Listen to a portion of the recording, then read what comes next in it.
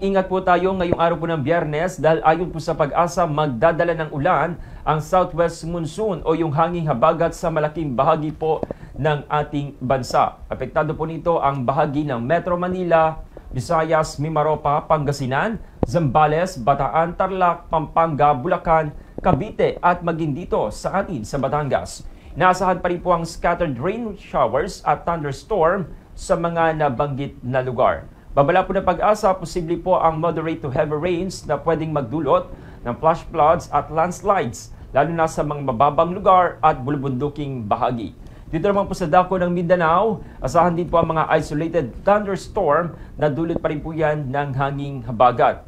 Samantala, ang nalalabing bahagi naman po ng Luzon ay makakaranas naman ng localized thunderstorm ngayong araw. Sa kabuuan, magiging light to moderate naman ang hangin at slight to moderate ang alon sa buong kapuluan.